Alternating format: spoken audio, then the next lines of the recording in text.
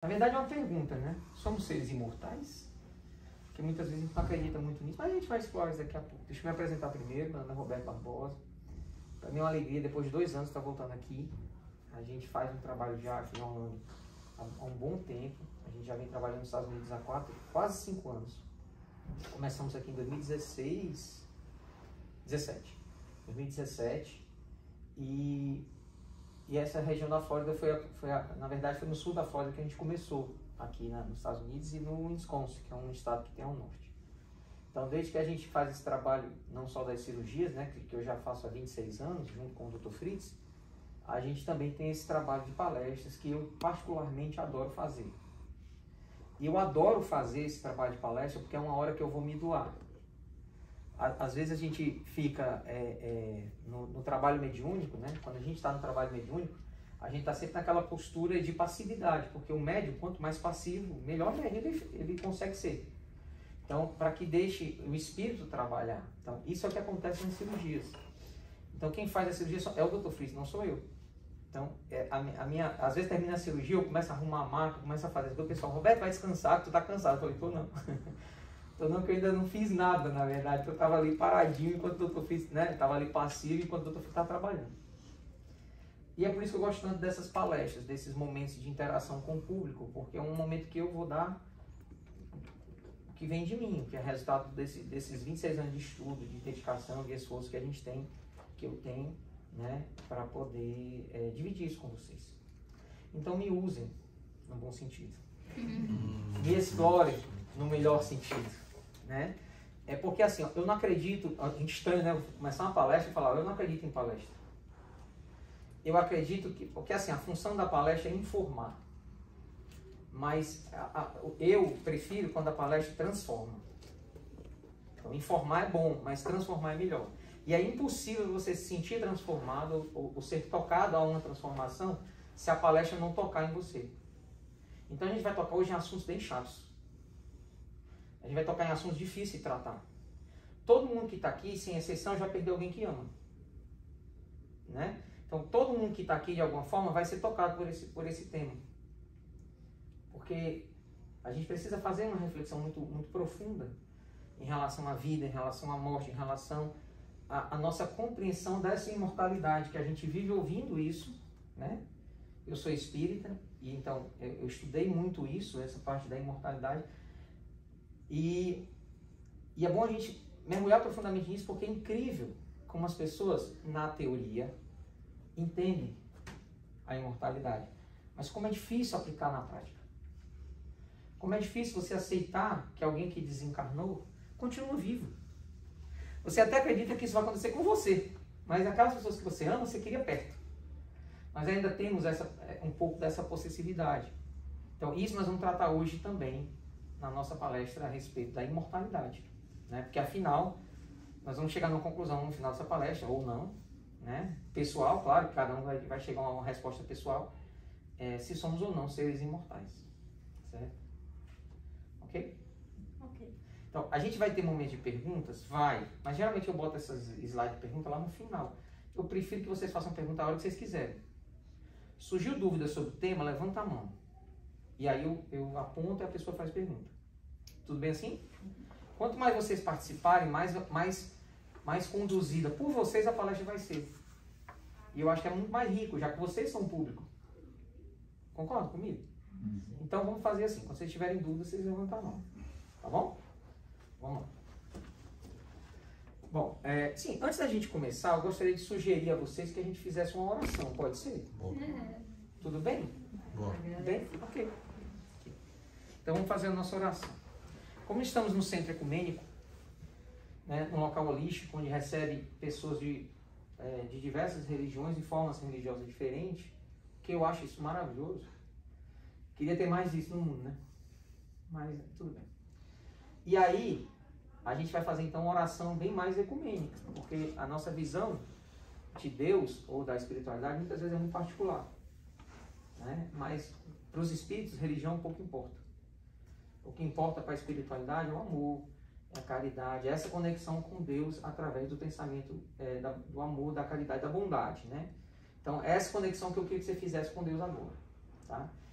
é muito mais fácil quando você medita, quando a oração é uma forma também de meditação, quando você medita para conversar com Deus, você fechar os olhos, porque nessa hora você para de ver o que é material e se concentra naquilo que realmente importa, que é a sua alma. Então põe tua atenção na tua alma, tá? E faz essa alma entrar em contato com Deus, agora nessa oração. Ok? Ok? Convido todos a fecharem os olhos, elevarem o pensamento a Jesus, elevarem o pensamento a Deus, elevarem o pensamento a Buda, elevarem o pensamento a Maomé, elevarem o pensamento ao universo, ao Criador. E a Ele, nesse instante, vamos pedir as suas inspirações. Porque todos que falam de amor, falam em nome de Deus. Todos que trouxeram para a Terra a benesse do conhecimento, da prática e do amor, e deram, além desse conhecimento, o seu próprio exemplo, muitas vezes a sua própria vida, para defender a prática do amor, merecem nosso respeito, nossa admiração e a nossa evocação. Pedimos que esses irmãos estejam, estando conosco aqui presentes ou não, que pelo menos os seus enviados possam estar aqui conosco, para fortalecer em nós a nossa fé, a nossa busca por espiritualidade, o nosso eixo que leva em direção a Deus. E isso só é possível através do amor colocado em prática. Os grandes líderes religiosos do mundo e aqueles que inspiraram tantas pessoas a criar novas religiões foram exemplo de prática de amor, prática de perdão, prática de bondade. E é por isso, amigos, que nesse instante busquemos em cada um de nós, nessa mesma oração, nessa mesma conexão, o que temos de melhor. Porque precisaremos do melhor para encarar a reencarnação que estamos. Precisaremos do melhor para fugir do medo institucionalizado por essa doença atual. Precisaremos sermos melhores para nos preparar melhor para algo inevitável, que é o desencarne. Estamos prontos para esse momento? Que Deus, na sua infinita bondade e amor, possa nos abençoar, nos guardar e nos guiar. E a cada passo, lembrando que a responsabilidade por esses passos pertence a cada um de nós. Que assim seja. Nossa, meu Deus. Okay? Chegou alguém aqui? Eu. Ah, é o Espírito. Vários. Eles não precisam nem deixar a porta fechada, né? Porque eles entraram quem quer. Vários. Com certeza. Tudo bem? É bom orar, né? Mas esse é outro assunto. Vamos lá. Deixa eu tirar esses livrinhos aqui da frente. Pode ser? Só para... Vou botar aqui. São os livrinhos lá daqui do Instituto, do Instituto Adolfo Fritz, tá? Depois eu apresento ele para vocês. Se vocês quiserem adquirir, esses livros não pertencem a mim. Não mais, né? Eles foram meus quando eu escrevi. Aí depois que de escritos e impressos, eles se tornaram uma doação para o Instituto. Então, quando você compra um livro desse, é uma doação que você está fazendo ao Instituto Adolfo Fritz. Tá? Então, se você quiser comprar um desses livros, aí depois a gente faz algum autógrafo, alguma coisa, eu faço com todo carinho. Tá bom? Vou voltar aqui. Então a pergunta, eu já não vou nem começar a palestra sem falar dessa pergunta. Somos seres imortais? O que que você acha? Quem acha que não levanta a mão? Duvido se levantar a mão. Não. Nós somos imortais? Deixa eu mudar a pergunta. Posso mudar a pergunta? Tá. Nós somos seres eternos? Entenderam a pergunta? O conceito de eternidade é diferente de imortalidade. Totalmente diferente. Então, às vezes você ouve uma pessoa dizer, eu sou eterno, nunca vou morrer. Não. Quando você fala eu nunca vou morrer, você está dizendo que você é imortal. Então você nunca vai morrer. Ok? Na verdade, a eternidade só pertence a Deus. A eternidade segue o seguinte conceito. Sempre existiu, é estranho a gente falar assim. Como é que alguma coisa pode sempre ter existido? Se até o universo tem tempo de criação. 14,5 bilhões de anos. Não é estranho? Pois antes desse universo ser criado, Deus já existia. É estranho. É muito difícil você explicar mecânica quântica para uma barata, não é? Imagina você explicar como é que o elétron salta de uma camada para outra, para um inseto. É possível explicar? É tão difícil para a gente entender Deus. Eu entendo que é difícil mesmo. A gente mesmo não entende. Os espíritos da codificação de Kardec, até eles não conseguiram explicar, assim, explicaram, né? Mas o que sabiam. Oi. Boa noite. Boa noite, seja bem-vindo. Encarnado, todo mundo encarnado? Seja bem-vindo, viu? Encarnado mesmo? É. Só para ter certeza. Todos são bem-vindos, né? Encarnados e desencarnados, mas só para ter certeza. E aí, por que uma palestra espírita tem que ser chata? É o padrão. Não pode quebrar esse padrão, pode não? Pode. É melhor? Já pensou? Pois é. Então vamos repensar isso também. Então vamos lá. O que é imortalidade? É não morrer. E o que é eternidade? É sempre existir. Entendeu a diferença? Se você pode até falar, daqui para frente eu vou sempre existir. Isso você pode falar. Mas em algum momento eu não existia. Em algum momento nós fomos criados. Criados por quem? Por Deus. Esse sim é eterno. Que criou tudo, inclusive nós. E pelos espíritos superiores, eles afirmam o seguinte, que Deus continua criando espíritos novos. Todo instante. E todos eles têm uma característica. A ignorância.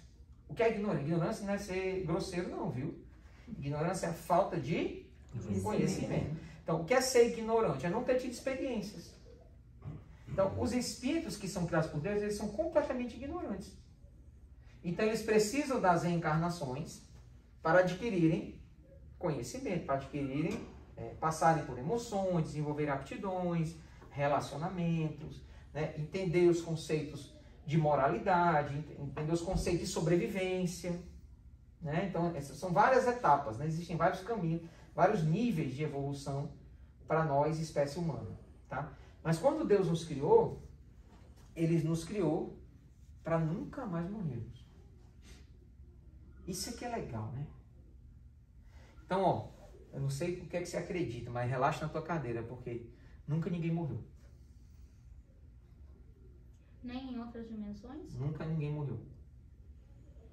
Nunca, nunca significa Não. jamais. Ok? Ninguém significa ninguém morreu. Porque a morte não existe. O que existe é a deterioração do corpo físico. Não a morte. Esse conceito de morte que a gente aprende, o Brasil é um país, nós somos brasileiros, o Brasil é um país extremamente católico. Segue aquele pensamento ortodoxo da igreja católica, né? Agora, nos últimos 30 anos, recebe uma forte influência das igrejas evangélicas. Então, a morte sempre é vista como algo negativo, ou como algo punitivo, ou a morte como um fim, como a finalização de um processo que não tem direito à segunda chance. Não sou estranho, não. Uma vez eu conversando com um amigo meu que é espírita, ele falou assim, cara, é estranho, não é só a gente acreditar na continuidade da vida? Eu falei, não. Toda religião acredita na continuidade da vida. Ele só não acredita na reencarnação. Só o budismo e o espiritismo e o umbandismo a Umbanda acredita na reencarnação. Só essas três religiões. Tá? Eles não acreditam, o que os cristãos, muçulmanos e judeus, que é a maioria da região do mundo, e os hindus, eles não acreditam na reencarnação como nós acreditamos. Tá? Então essa é uma diferença. Então eles acreditam o seguinte, você tem aqui uma chance. Acabou essa chance, você vai ou para o purgatório ou para o céu, para o inferno. Isso diz os textos cristãos, né? Os mais antigos, ortodoxos, né? E aí, eu boto uma frase dessa no slide. Nunca ninguém morreu. Todo mundo que você conheceu, que você conhece, ou que você vai conhecer na sua vida, não vai morrer. Nem você. E você vai se surpreender quando passar pela morte do corpo físico, o quanto vivo você vai se sentir. Porque é isso que os espíritos falam. Quem já leu o livro Nosso Lar, de André Luiz, ou assistiu o filme? Qualquer um dos dois. Assistiu o filme, todo mundo levanta a mão. Mais fácil, 2 horas só, né? Aí, no filme Nosso Lar, é um exemplo claro disso. Alguém que morreu, não se preparou para a morte, desencarnou em condições adversas, porque ele, no caso, era um suicida, né? Porque ele procurou a morte através do álcool e do cigarro. E quando ele desencarnou, ele se sentia vivo, completamente vivo, e não compreendia por que estava sofrendo. Ele não achava justo o sofrimento que ele passava. A pessoa deve estar preparada para a vida. Vou dar um exemplo. Nós estamos em janeiro, né? É o mês mais frio dos Estados Unidos, não é? Sim ou não? Eu não é. Era para ser. Mas está sendo, viu? Se vocês forem agora lá no norte, está tudo branquinho. Você vai para o norte dos Estados Unidos, sei lá, Colorado, Nova York, sem casaco. Sem um casaco. Você vai? E vocês estão vivos? Não. Deixa eu perguntar de novo. Vocês vão para o norte dos Estados Unidos, está frio? Canadá. Não vamos exagerar hoje. Você vai para o Canadá sem casaco? Não. Claro que não. Toda vez que você vai fazer uma viagem, o que você faz? Se prepara. Se você vai para o Brasil, você leva casaco? Não. Eu acho que não. Porque você sabe que o inverno no Brasil é em julho. Não em janeiro. Estou certo? Sim. Ok. A gente tem preparado a bagagem para o desencarne? É essa a pergunta que eu quero que você faça para você. Não precisa responder para mim. Porque a bagagem do desencarne, que André Luiz foi pego com as calças na mão, literalmente. A bagagem do desencarne não é casaco, não é bolsa da Louis Vuitton, não é camisa da Michael Kors, não é nada disso. A bagagem do desencarne é o amor que você plantou atrás de você, antes do desencarne. Isso é a bagagem que a gente vai para outra encarnação. Por isso que a morte, muitas vezes, acaba parecendo para algumas pessoas, como foi para André Luiz, uma tortura. Porque não se prepararam para ela. Como não se preparar hoje em dia, se a gente tem no celular a previsão do tempo da cidade que a gente vai nas próximas horas? Não é loucura você ir daqui para Nova York sem casaco? Eu acho que é. Acabei de vir de lá e acredite, já pegamos um filho grande lá. Então, às vezes a gente sabe que vai desencarnar. Você tem alguma dúvida disso? Ou você acha que você vai ser o escolhido, igual o Nil, para sobreviver para sempre? Hein? Não, né? Então, como você sabe que vai desencarnar, o seu corpo vai perecer? A pergunta é, você está se preparando para essa viagem? Se você sabe que você é imortal, que lógica faz você pensar em morrer? Ou querer morrer? Ou pensar em suicídio? Se você sabe que não vai conseguir morrer? Queria eu que todo mundo entendesse que nós somos imortais, porque se a gente soubesse disso, ninguém se matava. Porque se as pessoas se matam, a consequência para elas é mais sofrimento que o que elas estavam passando. É novidade que eu estou falando para vocês? Não. Vai exemplo do André Luiz, que nós não estamos nem falando de um suicida consciente. Nós não estamos falando de um suicida que se matou porque buscou a morte. Ele buscou a morte de forma indireta, de forma inconsciente, através do cigarro e da bebida. Mesmo assim, foram 8 anos de umbral. Você já tomou injeção? Sim. Dói?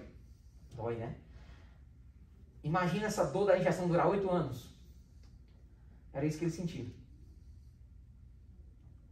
8 anos de dor, de sofrimento, de fome, de sede, tudo. E o pior, fome e sede não morre, porque já é espírito. Imagina a tortura que é isso.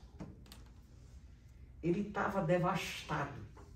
Quem lê o livro percebe esse devastado, esse crash, estar quebrado como ele estava, até uma forma mais intensa que ele assistiu o filme. Ele estava cheio de pus, ele estava cheio de ferido, o corpo todo deteriorado, o fígado já tinha explodido, literalmente. Porque é o que ele tinha feito no próprio espírito dele. Essa foi a bagagem que ele foi para desencarnar. Vocês estão tudo assustados, né? Graças a Deus. Essa é a ideia. Porque se você sai por essa porta e não pensa que você está prestes a ir para o seu desencarne, pode durar 10 anos, 15 anos, 30 anos, 50. Uma coisa eu garanto, daqui a 60 anos, dificilmente alguém aqui ainda está desencarnado. Dificilmente. Faz as contas aí. Não precisa falar a idade, hein? Mas dificilmente algum de nós daqui a 60 anos vai estar reencarnado. 60 anos passa assim, ó. Lembra dos teus 30 anos, do quanto tu nasceu até hoje? 30 anos, 35? Passou assim, não foi? É ligeirinho. E aí você, de uma hora para outra, você se encontra pelado, nu, no meio da multidão. Como se viu André Luiz. Lógico, metaforicamente falando. Então, nunca ninguém morreu. Portanto, prepare-se para a vida, não para a morte. Vocês têm duas vidas. A gente tem uma, né? Vamos interpretar assim. A gente está vivendo agora encarnado e tem a vida do desencarnado. A gente só vai ter uma vida boa desencarnado se a gente viver bem aqui e agora. E o nome do viver bem, na verdade, entre aspas, entre parênteses, é amar. Sem esse amar, não tem como ver bem na próxima vida. Quem dessa forma? Jesus, Maomé, Buda, todos eles. Buda falava de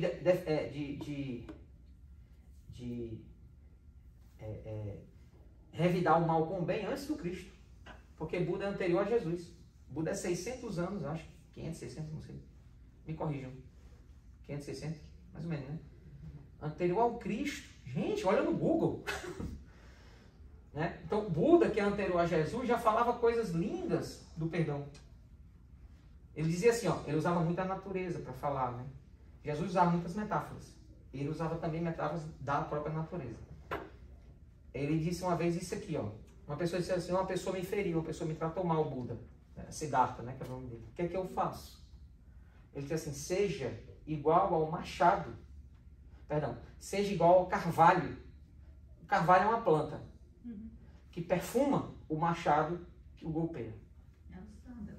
Hã? O sândalo. Sândalo. É sândalo a planta? Não é outra. Se você souber, você diz, então. É minha esposa, viu, gente? Desculpa, mãe. Ela tem autoridade e tal. Ela está autorizada a me interromper sempre que eu falar alguma coisa. Eu estou aqui, viu, amor?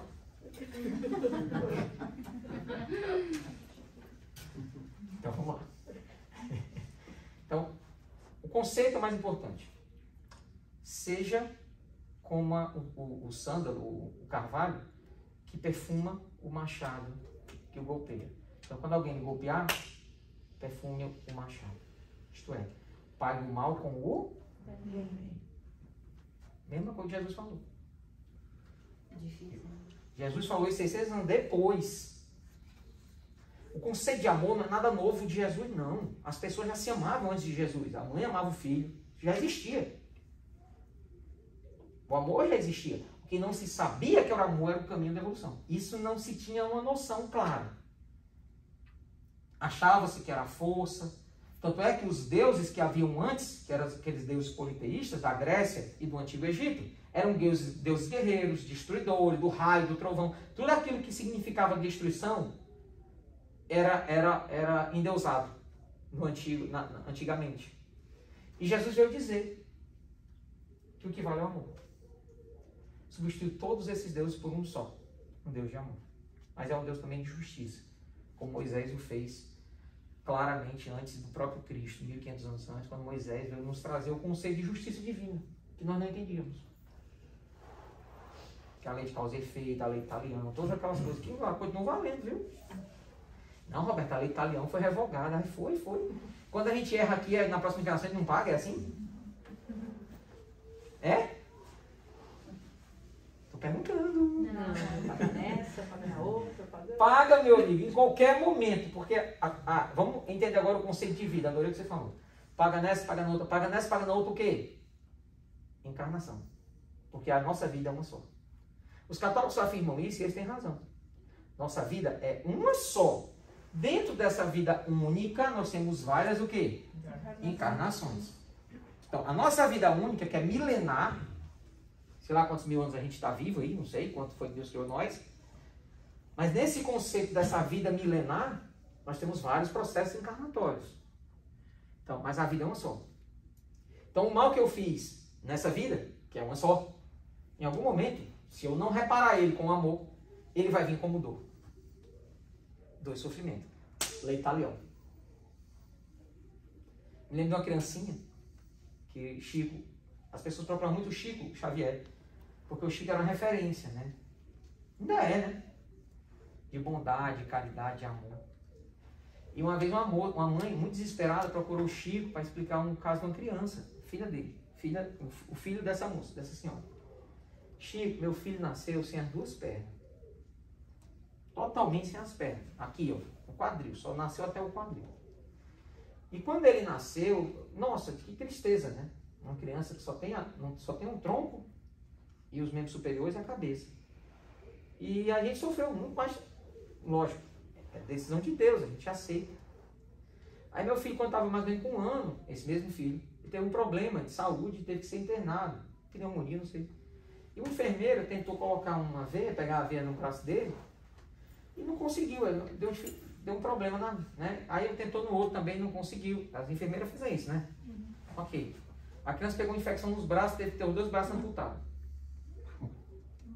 1 ano de idade, a criança só tinha um tronco e a cabeça.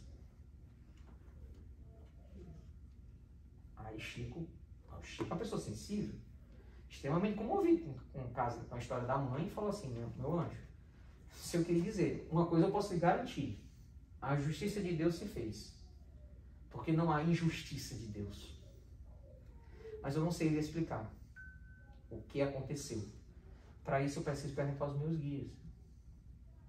Aí foi a Amanda se aproximou e começou a explicar para a mãe o que tinha acontecido. Aquele espírito que estava ali naquela criança já tinha desencarnado as últimas 7 encarnações. 7. Através do suicídio. Aquela maneira ali foi uma maneira que Deus achou para que ele não consiga mais.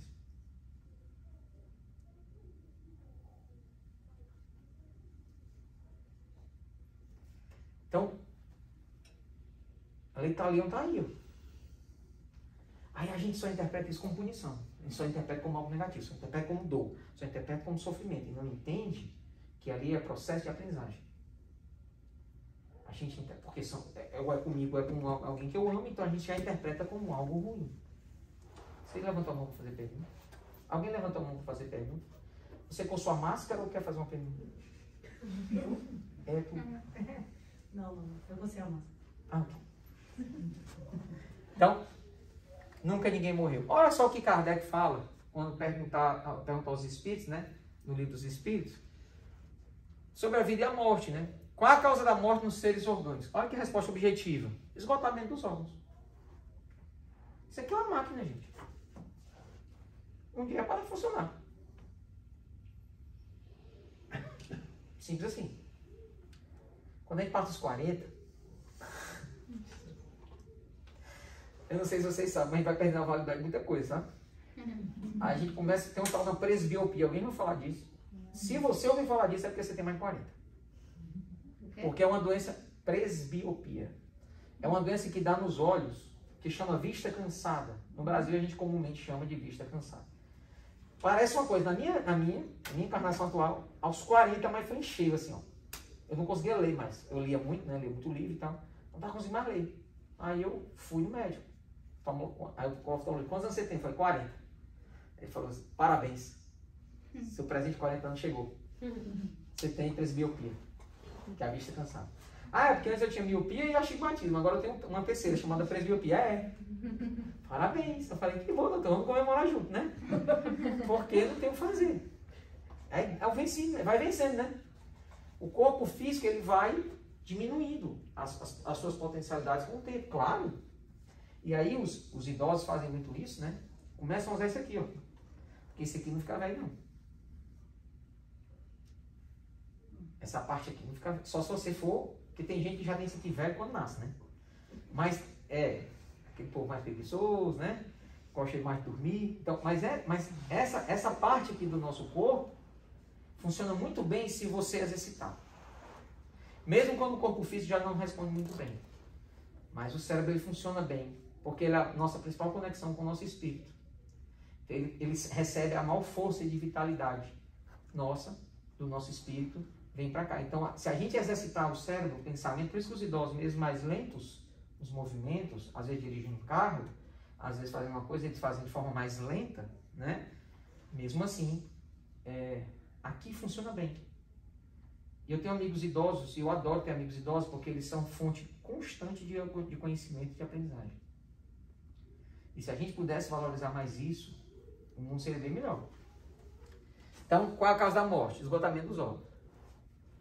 Poderia comparar a morte à cessação do movimento de uma máquina? Kardec naquela época tinha essa visão, né? Aí sim, a máquina está mal montada, cessa o movimento, se o corpo está enfermo, a vida se extingue. A vida do corpo. É disso que ele está falando, tá? Vamos lá. Lei de causa e efeito. Falamos um pouco dela hoje, né? Já falamos um pouquinho dela hoje. O que é lei de causa e efeito? Dá para interpretar um pouco como lei de talião. É aquilo que você faz, a consequência fatídica. Eu costumo contar uma metáforazinha, se vocês me permitirem, para você entender melhor a lei de causa e efeito. Posso? Posso? Então vamos lá. Imagine o seguinte. Deus chega para ti e fala assim, meu filho, veja essa mesa aqui, ele bota uma mesa gigante na tua frente, com um monte de sementes diferentes em cima da mesa. Pronto, meu filho. Fique à vontade. Vontade para quê, Deus? Para plantar o que você quiser. Não sei. Eu pensei em plantar feijão, mas... milho. Eu gosto de milho. Aí Deus pergunta assim, você tem certeza que é milho? Eu falo, sim, quero. Mas lembre-se, meu filho, Deus fala de novo. Um dia plantado milho, você só poderá colher Milho. É lógico ou não é? É. Okay. Ah, não, eu quero milho, agora eu tenho certeza. Tá bom. Aí, eu não sei se vocês sabem, mas lá no Ceará planta milho também. Eu vou explicar como é que funciona a plantação de milho. Plantação de milho é assim, você pega a semente, põe no chão. Isso de manhã, às 8 da manhã, você botar no chão. De tarde o pezinho tá desse tamanho aqui, ó. Viu? Aí você só precisa de uma noite só. No dia seguinte o pé já tá dessa altura e já tem 3 ou 4 espigas saindo assim, ó. Aí você vai lá e faz um usar, tá pior. Não é assim não? Não. Não é desse jeito não aqui? Não. Não? O do solo aqui não é bom não, então. Peraí. Vocês estão querendo me dizer que na hora que você bota o milho no chão, você tem que esperar nascer? Isso leva tempo? É? Demora dias, né? Mais. Demora meses. Mas um dia a planta cresce, não cresce? Pois é. Só que eu plantei milho e eu queria logo comer milho. Isso me dá uma agonia. Esse negócio não cresce. E quando cresceu, a espinha é tão miudinha. No começo, bem pequenininho. Aí você já vê o outro lá que plantou feijão antes de você. Colhendo os feijão já. Aí você, por que eu não plantei feijão? Muito mais rápido. Aí feijão é uma delícia. Aí é desgraçado desse, já começa a falar mal do milho. Ai, que desgraça, eu não aguento. Mas que eu fui escolher essa porqueira? E você jogando, né? E o milho lá, né? Espiguinha lá, ó. Tentando ficar amarelinha, devagarzinho, né? Aí, já sei. Eu vou entrar para uma religião. Porque eu ouvi falar na TV, tem umas TV de religião, né? Eu ouvi falar na TV que se eu rezar com fé e der muito dinheiro para essa religião, tudo que eu quero na minha vida acontece. Aí eu vou rezar para o meu milho virar feijão. Aí eu me ajoelho lá na frente e começo a rezar. Rezo. Eu tenho fé em Deus, em fé em Jesus, e dei dinheiro para a igreja, e dei não sei o que, e rezo, e grito, e oro. E é claro que o milho se transforma em feijão, não é? Não. Porque a natureza não permite acordos. Concorda? Isso chama lei de causa. O que Deus fez, na verdade, foi o seguinte. Filho, tá vendo essa mesa? Tá vendo essa semente toda? Essa chama amor. Essa chama perdão. Essa chama respeito. Essa aqui chama honestidade. Mas tem outras assim que são são sementes meio tortas. Ódio, rancor. E ele pergunta pra gente, qual você quer plantar?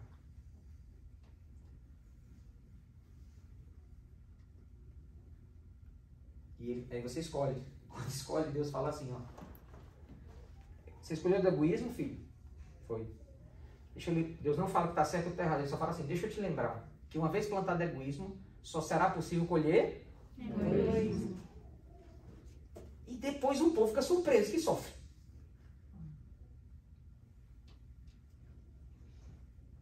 E adianta entrar em religião para mudar o egoísmo e transformar ele em amor? Se você quer amor, você tem que... Perfeito. Oi, cara. Rapaz, eu tava te esperando. Graças a Deus, seja bem-vindo. Como é que tá o Mr. Gutter? Ele é encarnado também. Só para vocês saberem que eu estou falando sozinho, porque ele está pensando, eu estou falando sozinho. Então, entenderam como é simples a lei de causa e efeito? Como a natureza, Deus é uma representação clara na natureza. Na natureza não tem barganha. Eu não consigo plantar milho e colher manga. Se eu quiser manga, eu tenho que plantar manga. Então, se eu quero amor na minha vida, perdão das pessoas na minha vida, se um dia eu vou precisar do perdão, adivinha o que eu tenho que plantar? Perdão. Perdoa para que Deus os perdoe. Onde é que a gente ouviu essa frase? Quer dizer, então é claro que a gente vai errar e vamos prezar do perdão. Mas a gente bate o pé e diz assim, eu não perdoo. O que ela errou foi muito feio. Mas ela também não está evoluindo? Ela também não é imortal? Ela também não está aprendendo? Por que as pessoas dispensam as outras pessoas tão rápido?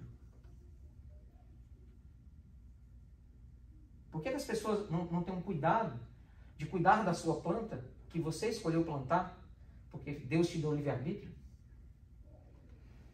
Para cuidar bem dessa planta com amor e não ficar olhando para a planta do vizinho? Então, a gente às vezes olha para a nossa vida e se sente infeliz, apesar de tanta felicidade que tem ao nosso redor. É possível ter paz num campo de batalha, de uma guerra. É possível estar em paz.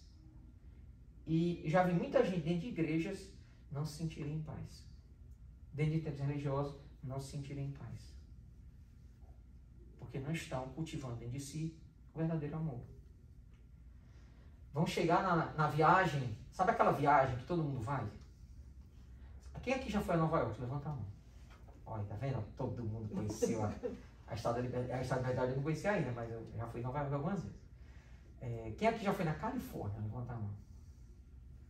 Olha, algumas pessoas só fui agora. Gente, é muito massa lá, viu? Vocês vão adorar. Quem aqui já foi no Canadá? Canadá eu nunca fui, mas dizem que é muito bonito, né? Vocês estão vendo que o número está diminuindo? Deixa eu fazer o número crescer agora. Quem aqui vai desencarnar? Se você sabe que vai desencarnar, prepara a bagagem. A dor e a morte são punições? Porque é isso que a gente acha às vezes. Fulano morreu também, né? Mereceu. A dor e a morte, elas não são punições, elas são necessidades de quem está encarnado no mundo de prova e expiação, como é o que nós estamos.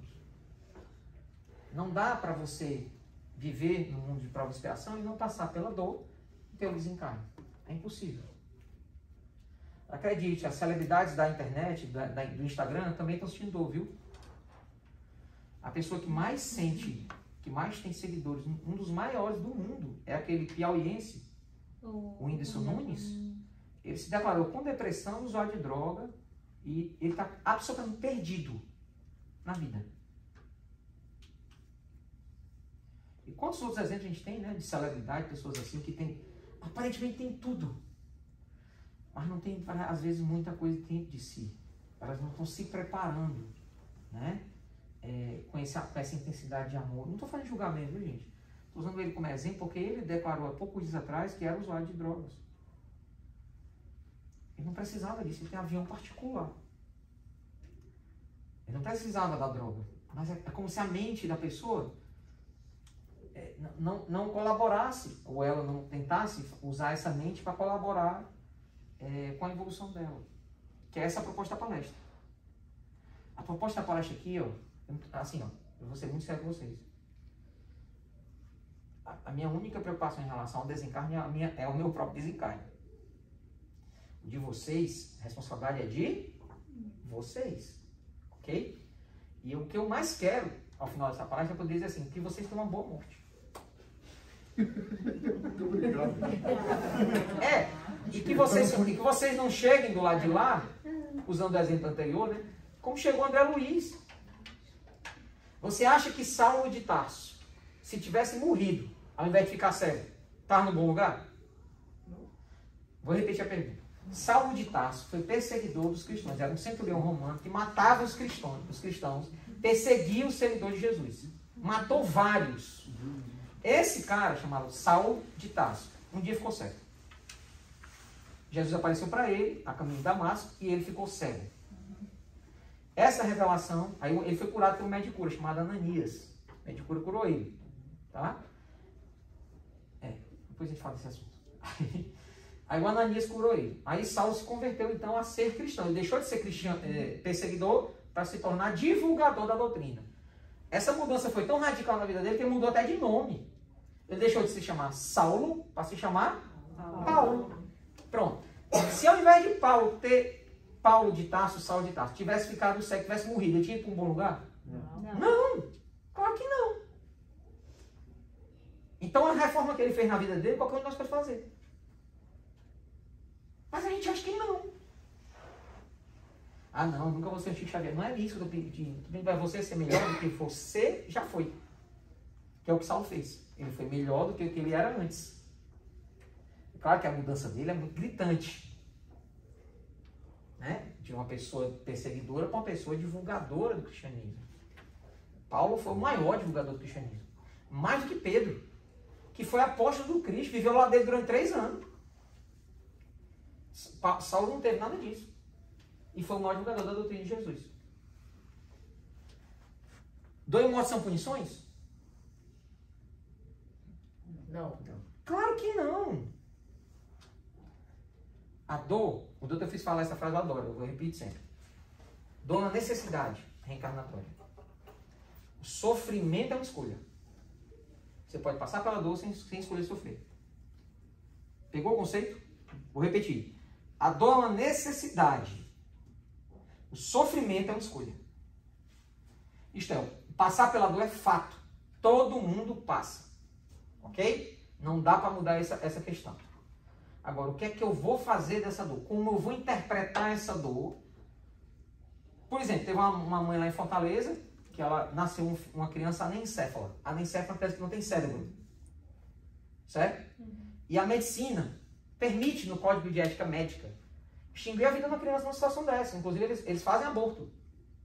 É uma das condições que a justiça brasileira permite o aborto. Aí essa mãe cearense disse, não vou abortar minha filha. A criança nasceu. Os médicos falaram, vai viver só alguns dias. Ela vai viver horas, doutor, mas ela vai viver nos meus braços. Quem é mãe sabe o que eu estou falando. A criança durou 5 anos. A criança reagia quando a mãe chegava perto. Ela não tem cérebro. Quando a mãe chegava perto, a criança sorria. Pegaram o caso dessa criança e criaram uma fundação no Brasil. Ó Saulo Vieira do Tarso. Fundação no Brasil para ajudar mães com crianças anencéfalas. Porque numa época, o vírus da Zika no Brasil, eu falo vírus, o pessoal se treme, né? Porque já estava no jeito que... O vírus da Zika no Brasil, que também é transmitido pelo mesmo mosquito da dengue, ele também gerava isso. O Zika e da chikungunya, esses dois, eles geravam essa anencefalia em algumas crianças. Né? E criaram nessa época uma instituição para dar um papo psicológico para as mães, para incentivar a maternidade até nesses casos. Porque quem somos nós para definir o que é vida? Quanto tempo é uma vida completa? Me dê um número. 5 anos não é uma vida? Se você soubesse hoje que você tinha mais 5 anos, você não ia viver, não? Ah, só tem 5. Ah, então eu não quero viver mais, não. Faz algum sentido. Eu ia brigar para ser 5 anos e um dia.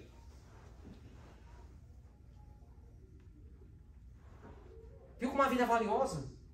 Qualquer minuto aqui, qualquer hora aqui, qualquer dia aqui, vale a pena. O que essa criança de 5 anos recebeu de amor em 5 anos foi um absurdo. Procure na internet esse caso que eu acabei de falar, dessa criança que viveu 5 anos anencéfala. É uma coisa fora da carta da medicina. Eles não sabem explicar. Ela não tem nem cérebro. Gente, ela não tem cérebro. Tem noção? A pessoa não tem cérebro. Então, Roberto, e por que você acha que essa criança viveu todo esse tempo? cara, para nos O ensinar, que você acha que a espiritualidade... eu acho, primeiro porque era a missão dela e a missão da mãe. Começa aí, né? A origem está lá, né? É a missão do espírito, ele precisava desse tempo aqui, finalizar uma missão, alguma coisa assim. Acontece muito isso em abortos espontâneos. Sabe, aqui nos Estados Unidos é até legal, porque ele nem usa a palavra aborto, ele tem outra palavra em inglês para definir o aborto espontâneo, que é miscarriage, né? Que é quando, até esses casos, o espírito precisa de um tempo ligado à mãe. É um complemento de missão, às vezes, é um complemento reencarnatório. Ou então uma preparação para uma missão mais longa depois. É muito comum os espíritos tentarem reencarnar, ter o aborto espontâneo e depois reencarnar de novo, e aí eles conseguem nascer. Isso é bem comum, bem comum. Os espíritos relatam com isso. Então, é uma necessidade reencarnatória do espírito, primeira coisa, resgate da mãe, porque da família, não só da mãe, mas da família, principalmente da mãe, e nós, nos dá um exemplo, né, de que o ser humano não sabe tudo. Eu já vi pessoas serem curadas por amor. Ela não precisava passar por cirurgia espiritual nem pelo médico material. A gente sabe que quando a gente ralava o joelho e a mãe vinha e soprava, passa a dor.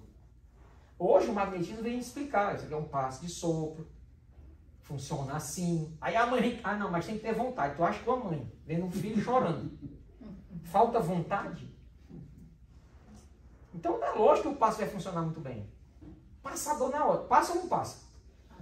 Passa na hora. Não é brincadeira não, porque criança, se tiver dor, ele chora. É porque passou mesmo. Entendeu? Imagina a criança que tem duas mães. Esse aí não falta soco, né? Então, a dor é a morte sem punição? Eu falo da mãe como referência porque nós, pais, eu sou pai de 3 crianças. 3 crianças. Tem uma criança de 22 anos. Então, não é... Eu sou pai de 3 filhos.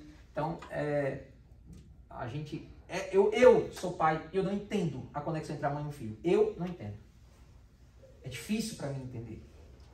É um nível de profundidade muito grande. Quem é mãe aqui sabe do que eu estou falando. E quem é pai sabe também. Porque a gente, por melhor pai que seja, e eu conheci grandes pais, meu tio foi um pai maravilhoso, meus sobrinhos, meus primos, filho dele, amavam até mais ele do que a mãe. Assim, a devoção que ele teve pelos filhos foi uma coisa linda. Mas comumente não é isso que a gente vê. É a devoção maternal que gera esse fluxo de energia maior, esse fluxo de amor maior, mais forte. Né? E eu respeito muito isso. Então, a dor e a morte não são punições. Vou falar de um garoto de 3 anos. Vou contar um exemplo para poder mostrar que isso aqui não é. Para explicar isso aqui, eu vou contar esse exemplo. Ok? Teve um garoto de 3 anos que é assim, ó. Aos 3 anos de idade ele começou a adoecer e não parar de adoecer. Até que chegou um dia... Nossa, eu estou no Ceará de novo? Não, é outra música. Não é Seresta não, é outra música. Então, esse garoto, quando ele tinha 3 anos de idade, ele começou a adoecer. Mas adoecia muito. Este menino só vinha ao hospital. Era falta de ar passando mal, isso aqui é uma asma terrível que esse menino tinha. Aniversário, Natal, Réveillon, esse menino só passava no hospital. Ou era internado tomando aerosol, não sei o que, em casa mesmo tomando aerosol, a família junto, não sei o que, não podia correr. Você acha que essa criança andava de bicicleta? Você acha que essa criança corria na rua? No calor do Ceará? Não, né? Então, esse menino sofreu muito. E essa asma não deixou ele quieto. O pai e a mãe, coitado, eles tentaram fazer de tudo que eles podiam. Levaram todos os médicos que existiam, fisioterapeuta respiratório e não sei o que. Levaram até numa medicina que na época no Brasil nem era tão conhecida, que era a homeopatia. Aquelas, não sei se você já viu aquelas bolinhas brancas que o pessoal toma, né? Aquilo funciona bem pra caramba, aquela parte da medicina, né? E até isso levaram, mas não deu jeito. Não tinha o que fazer. A mãe usou até de simpatia. Teve uma pessoa, qualquer coisa que ela ouvia, que dizia que era bom para asma, ela tentava. Porque ela não sabia o que fazer. Mas não tinha jeito. Ela fez simpatia com banho de não sei o quê. Aí um dia esse garoto foi crescendo. Asma, mesma coisa. Via doente. Aí a vida foi a infância toda videogame, porque não podia ir pra rua, não podia ter contato com as crianças. Ele só melhorava um pouco quando ia pra praia. Porque eu não sei se vocês sabem, mas no mar a quantidade de oxigênio é mais alta. A maior parte do oxigênio que a gente respira vem do mar. Sabiam disso? Vocês não sabiam disso? 90% do oxigênio que tem na Terra é produzido no mar. Tem gente que tem asma que vai para a praia, ou que pega um barco e vai passear no mar, a taxa de oxigênio é altíssima. Aí a pessoa melhora. Sabia disso não? Pois é. Aí ele melhorava quando ia para a praia, mas o pai dele era meio preguiçoso para isso e não ia muito. E aí esse menino foi sofrendo. Aos 12 anos de idade, olha só, são mais de 8 anos de asma. Essa criança ficou boa. Sem motivo nenhum. Sem terapia, sem nada. Simplesmente ficou curada. E aí, quando ela estava... Aí, aos 12 anos, é que ela começou a andar de bicicleta, correr na rua, jogar futebol. Aí já não sabia mais, as pernas eram duras, né? Aí foi vivendo. Quando ela chegou aos 22, 23 anos de idade, essa criança passou por um processo muito difícil na vida dele. E ele teve que fazer uma terapia.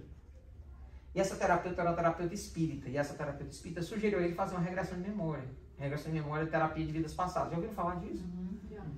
Aí ele fez, ele topou fazer. Ele disse que a primeira cena que ele viu na terapia foi ele sentado num birô de madeira enorme, assim, ó, dentro de uma sala muito chique, birô muito chique, uma cadeira muito confortável, e aquele dedão, assim, com aquele charutão assim no meio dos dedos, vindo na direção da boca dele, fumando. Aí ele viu essa cena, e ele viu essa cena foi se repetindo, e ele viu anos depois, e essa mesma pessoa trabalhava num banco, ele se viu assim, era um senhor, trabalhava num banco, e ele fumava muito charuto, muito. E esse senhor desencarnou por outros motivos, que não foram problemas respiratórios. Só que a mancha no perispírito que esse senhor deixou, fez com que na encarnação seguinte, lembra que a gente só tem uma vida? Na encarnação seguinte, em continuidade a essa, ele veio e não teve nenhum problema respiratório. Mas na terceira, a segunda, suscetível àquela, que ele fumou, veio com asma. E sofreu o pão que o diabo amassou, buscando ar. O pai e a mãe dessa criança fumavam. Uma criança dessa, você acha que uma criança dessa tem motivação de fumar? Você acha? O que você acha? Tem. Noites e noites acordado, tentando puxar o ar. Alguém já teve asma aqui? Mãozinha no joelho, corpo para frente tentando respirar. Noites e noites seguidas. Acredite, não é confortável não. E como os pais fumavam, que moral os pais tinham para dizer não fume? Hein? Tô sorrindo agora. Qual moral que ele tinha? Então, essa criança fui eu.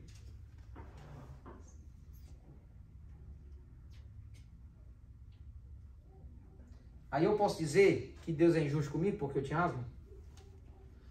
Eu posso dizer que a dor de ter asma é uma punição? Posso? Eu posso dizer isso? Não. Você acha que eu posso dizer isso? Não. Claro que não. É uma consequência de quê? Da escolha da semente. Roberto, o que a gente faz? Cara, começa a plantar amor. Tem que fazer. E o que mais? Continuo plantando amor, e mais amor, e mais amor. E aí, cara, eu só levo pancada, eu só faço bem, só o pessoal me apoia. Isso. E essas pancadas é o efeito. A causa que tu tá gerando agora é diferente. Aí lá na frente, o que é que vai acontecer? Aí vem um novo efeito. O efeito do amor plantado. Lembra que eu falei isso aqui? Quando você quiser se preparar para ir para a vida, a melhor coisa que você faz é plantar amor agora. Não era uma metáfora, não.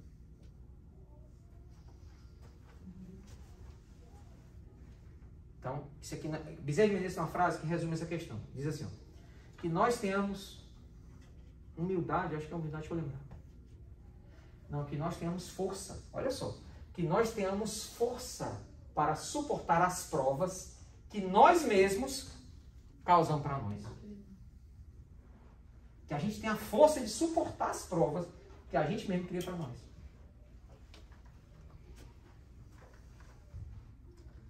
Por que é uma lesão no coração? Ah, isso aqui eu vou pular essa parte.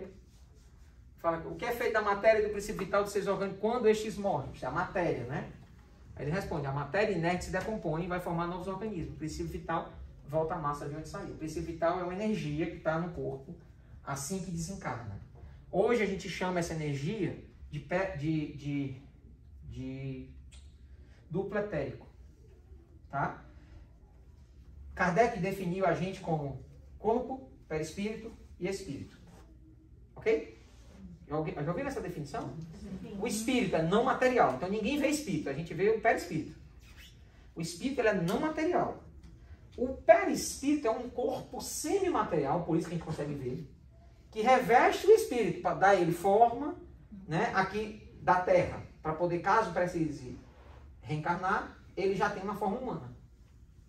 Deu para entender? E tem por último, que é o nosso caso, da maioria que estamos aqui, o dele, eu tenho certeza, nós estamos reencarnados. Então nós temos um terceiro corpo, que é o corpo físico. Na verdade não são só 3, são 7 divisões. E tem uma divisão junto com o corpo físico. Quando a gente desencarna, a gente não abandona só o corpo físico, não. A gente abandona também um corpo chamado duplo etérico. É nesse corpo que está princípio vital. É nesse corpo chamado duplo etérico. Esse corpo é que produz ectoplasma. Esse é o corpo que auxilia os processos da mediunidade. Quando a gente desencarna, esse corpo, o corpo físico, morre e o duplo etérico permanece algumas semanas, às vezes, junto ao corpo físico. E ele vai retornando para a massa de onde saiu. Ele vai retornando, essa energia vital vai retornando para as plantas, os animais, para tudo que é vivo. Porque é um princípio vital. Entendeu? Ok. É bom essa conceituação para a gente lá na frente, quando for fazer outras palestras sobre o assunto. E a vida? A gente falou tanto da morte, né? E a vida? O que é vida? Tô esperando. Oportunidade. Vida é uma oportunidade. O espírito. É espírito. Então tudo certo. Oportunidade, espírito, o que mais? O que é vida? Uma vez um espírito chegou para mim, que não era esse. Graças a Deus.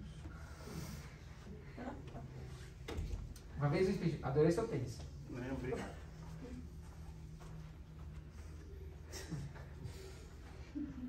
Cara, é incrível. A mente vai longe nessa hora. Eu estou dispersando aqui, viu? O pensamento que vem. Então vamos lá. O que é a vida? Quando a gente pensa nessa ideia, a gente começa a imaginar o seguinte. Será que a vida está encarnada? O Dr. Fritz me deu uma visão da vida diferente. Ele falou assim para mim um dia. Quando eu vejo, olha só o que o Espírito falou, o Dr. Fritz falou. Quando eu vejo vocês, eu acho que sou eu que estou vivo e vocês estão mortos. E eu provo.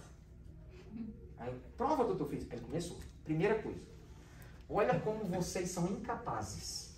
Um terço da vida de vocês tem que dormir. Nós, espíritos, estamos ligados 24 horas por dia. Então, até que o conceito para o espírito, trabalhador como o Dr. Fritz, o conceito de ontem, hoje e amanhã não faz sentido. Porque ontem, hoje e amanhã tem a ver, não é com a hora, tem a ver nem com a data. Tem a ver com o dormir. Porque quando a gente acorda do sono, a gente, opa, cheguei no amanhã. No dia seguinte.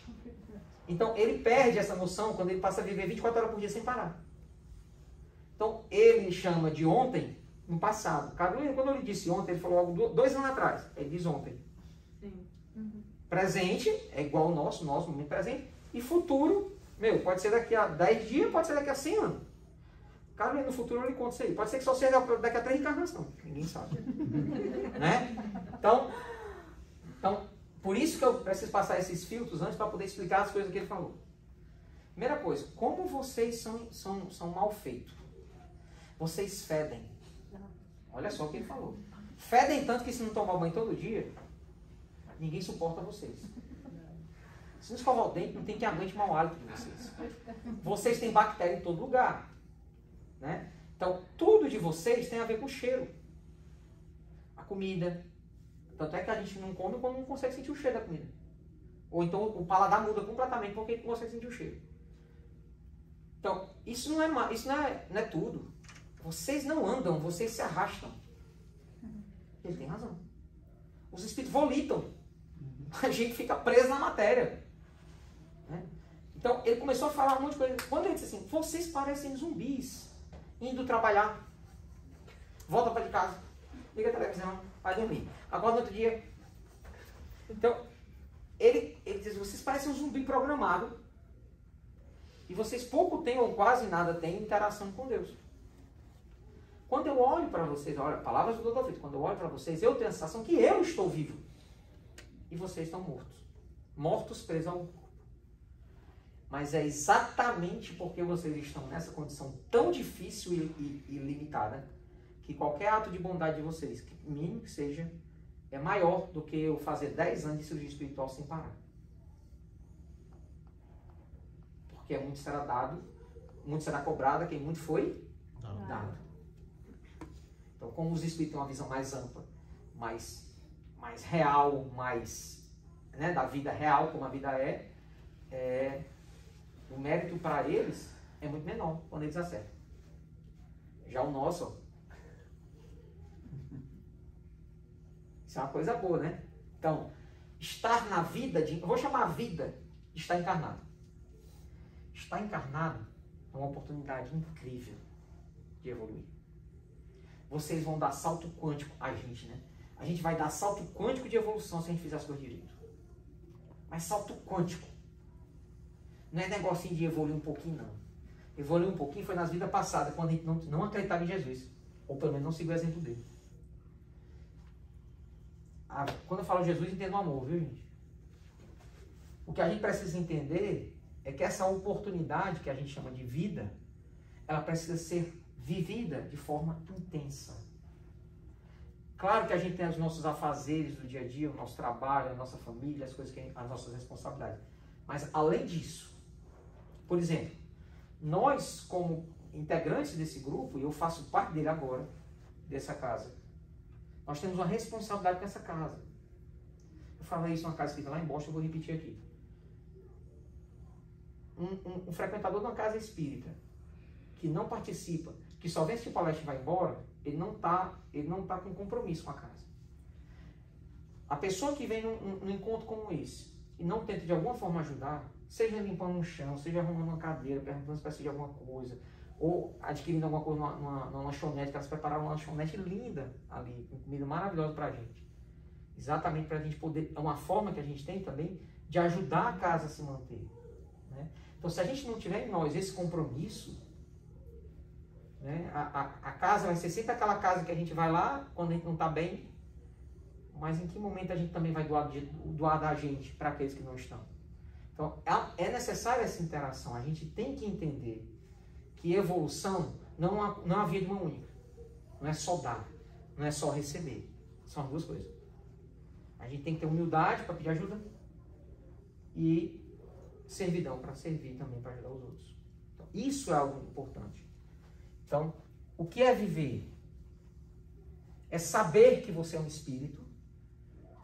Você é um espírito momentaneamente, provisoriamente, no corpo encarnado. Se você conseguir internacionalizar isso que eu acabei de falar, você vai ter uma vida plena e absoluta. Então, presta atenção, ó, vou repetir. Você é um espírito, você não é um corpo. Você é um espírito que habita um corpo. Ok? Então, se você habita um corpo, você tem que cuidar do corpo. Quando o pneu do carro de vocês fura, você joga o carro fora? É assim? Não. Não. Vocês vão lá e trocam o pneu. Então, se alguma coisa não está bem em você, vai no médico. Vai no Dr. Fritz. Cuide do seu corpo. Não deixe de cuidar, não. Mas cuide da coisa mais importante, que é o motorista. Isto é, seu espírito. Cuide do seu espírito. Porque isso é muito mais valioso do que a sua matéria. Repito, sua matéria vai perecer. Isso é imutável. Nada muda esse fato. É o único fato da certeza de alguém que nasce é que um dia ela vai morrer. Viver vale a pena? Sim, muito. Depende. Sempre vale, claro. É só fazer um charme. Sempre vale a pena, mas às vezes é bem doloroso. às vezes, por exemplo, descobrir isso que eu estou falando aqui, lá na espiritualidade é muito doloroso, viu? Veja o pobre André Luiz, que ele sofreu para poder perceber que era um espírito. Nossa, ele sofreu muito. Ele era materialista, um médico. Dizem até que ele era uma boa pessoa, viu? Ele ajudava um monte de gente. Fazia caridade. Sério, ele era uma pessoa boa. Ele atendeu mais de 2.000 pessoas de graça, como médico. Não é uma pessoa boa, não? É. Mas não era bom para ele. Então, até que o que aconteceu quando ele desencarnou foi uma consequência natural, um efeito natural do que ele causou a ele, não aos outros. Porque ele era uma pessoa boa. Se com ele aconteceu o que aconteceu, imagina o que vai acontecer com a gente se a gente não fizer essa vida valer a pena. Então dá tempo? Dá. Veja salvo? Deu. Dá tempo de se tornar um seguidor do amor? Dá. Mas para isso, a gente tem que fazer esse momento agora valer a pena. Fazer a vida valer a pena. Cada instante valer a pena. Já eu falo como. Vocês estão todos assustados. É porque eu não respiro, né? Não pode falar. Alguém tem alguma pergunta? Deixa eu contar uma coisa para vocês. Antes da gente continuar, veio essa frase. Todos morrem. Concorda? Sim. Todos morrem, todos desencarnam, né? Desencarno. Mas somente alguns vivem.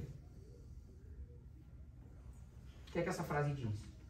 Eu não sei quem é o autor dessa frase. O que é que essa frase diz? A gente vem evoluindo muito lento ao longo das últimas encarnações. Tão lento que nessa encarnação algo despertou em nós que a gente precisa dar um passo maior. E é por isso que a gente está buscando se espiritualizar. Estou falando isso para todo mundo aqui.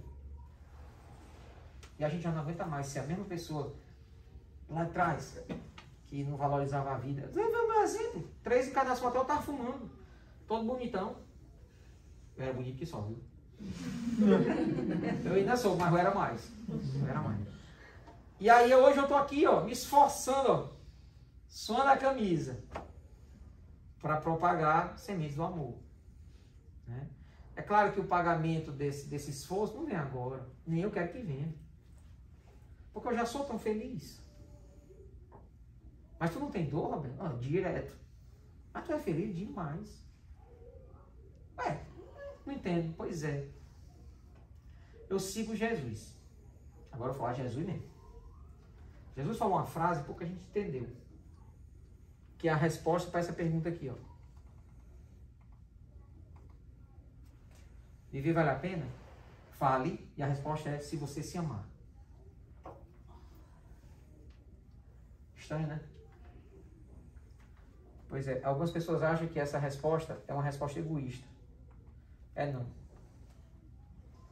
Ó, Jesus, qual é o maior mandamento da lei? Perguntaram isso aí um dia.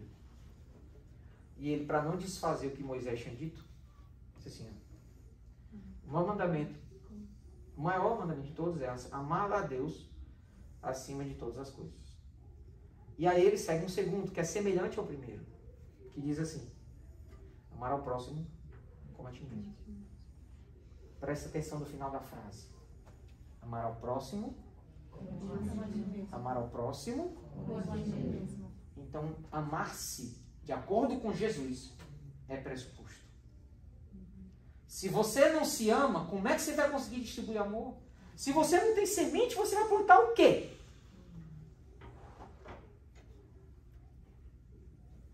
Você não pode fazer seu filho lhe amar. Você não pode obrigar ele a lhe amar. Mas você consegue se amar. Você não tem controle se o mundo vai lhe amar. Mas você tem controle se você vai amar você mesmo. Isso nós temos controle. Isso é possível fazer. E acredite, amigos, quando você faz isso, acontece algo divino. Quando você se preenche de amor próprio, quando você está totalmente preenchido, você começa a transbordar, igual um poço de petróleo. Jorrando amor para todo lado.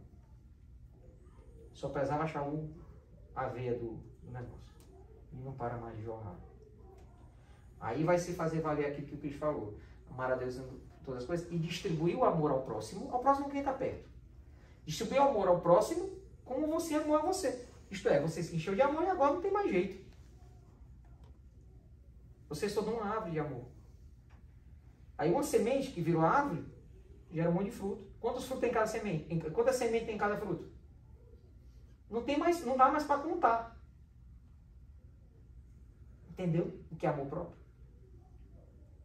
Amor próprio é a única forma que você tem de amar realmente o seu próximo. Se você não tem amor próprio, você não se ama. Vou colocar uma situação aqui hipotética, que nunca acontece com ninguém. Quando você não se ama, você começa a ser possessivo. Como eu disse, é uma situação hipotética. Nunca ninguém aqui teve isso. E aí o que acontece? Você começa a achar que o outro é seu. O outro é seu. Seu filho é seu filho. Pertence a você. Ele não é do mundo não, né? Ele é teu. Ele é teu. O teu marido é teu. A tua casa é tua. A tua saúde é tua. Tudo é teu. Entendeu? Por quê? Porque tu tem medo. A posse vem do medo. O ciúme vem do medo. Por que a pessoa tem ciúme do outro? Ainda ele chama de amor. Ah, eu amo fulano, porque eu tenho ciúme dela. Não, meu filho. Se você tem ciúme, ciúme é uma característica negativa. Ciúme é uma falha moral. Se você tem ciúme, é porque você não ama, é o contrário. Você tem posse. E aí você tem medo de perder. Aí você acha que a pessoa é sua. E aí qualquer coisa que ela faça que não seja do jeito que você quer, você reage como ciúme. E ainda chamam de amor. Tem gente que chama entregar a cesta básica com a televisão e os helicópteros filmando de caridade. Você pode chamar o que você quiser, mas aí você está onde sua caridade? Ó, eu fiz o bem aqui, ó, fulano, na frente de 1000 pessoas, ó, ajeitar a casa dela aqui, tá aqui a chave, todo mundo. Tá aí o pagamento. Como é que isso é caridade? Então, se você não entender rápido que orgulho, vaidade, inveja, ciúme são coisas negativas que você precisa abolir da sua vida, na verdade não tirando, mas substituindo elas por amor, as suas relações sempre vão ser infrutíferas. Presta atenção. Quer ver uma relação que é fácil de ver o amor? Mãe e filho. As mães que são mães, elas anotam o dia e a hora que elas ficaram acordadas durante a sua vida. As noites que os filhos ficaram com febre. Elas anotam? Não. Entendeu? Elas não querem nada em troca. Elas não querem nem mesmo reconhecimento. Tem mãe, coitada, que nem respeitem dos filhos. E mesmo assim elas continuam amando. O amor é não querer nada em troca. Isso é amor. Alguns casais que eu conheço são assim. Marido e mulher. Isso é de verdade. Total. Porque o amor é liberdade. Se eu amo, eu confio e liberto. Mas o amor mais importante não é pelo outro. Por si. Só que é muito difícil fazer isso. É? É não. É fácil. Quando você entende que Deus lhe criou como uma parte dele. Você é parte de Deus. O amor está na gente de forma natural. Ele está na gente, ele é tão fácil quanto respirar. Então, e tão necessário ao mesmo tempo quanto respirar. O amor é uma necessidade nossa. A gente se utiliza do amor como ferramenta de ajudar aqueles que amamos a evoluir e a nós mesmos. Nós somos seres imortais, sim.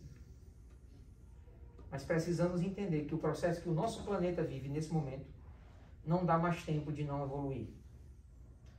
A gente, em encarnações anteriores, a gente conseguia evoluir um pouquinho toda a vida.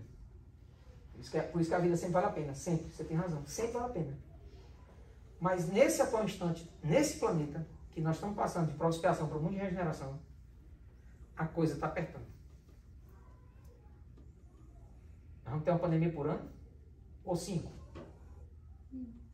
Porque nós já estamos tendo uma hoje, esse ano, que não tinha ano passado. Sabia? Está apertando. E onde é que a gente está nisso? Pois nós estamos no meio desse negócio, no meio desse furacão, tentando achar uma saída. E a saída é o amor próprio. A saída é plantar amor em nós. Porque se você plantar em você, você pode cuidar. Acredite, meu amigo, quando você estiver preenchido de amor, você não vai conseguir se segurar. Você vai sair distribuindo esse amor para todo lado. na forma de gentileza, na forma de perdão, na forma de carinho, na forma de atenção, na forma, às vezes, até mesmo de um abraço. Simples abraço. Ou de uma brincadeira. Mas é impossível você controlar isso. Não é mais possível você segurar isso dentro de você, porque você é amor. Quando eu falo essas coisas, agora você começa a entender como era Chico Xavier. Chico Xavier era escravo das pessoas, ele era escravo das multidões, ele não parava. Ele descia do carro a 15 metros do local que ele ia sentar para psicografar. Essa peregrinação demorava quase 2 horas. Porque ele falava com todas as pessoas que falavam com ele. Então, sejam amor. E aí você, sabe uma coisa que vocês nunca mais vão se preocupar? Com a morte. Porque vocês são amor. Desejo uma ótima morte para vocês.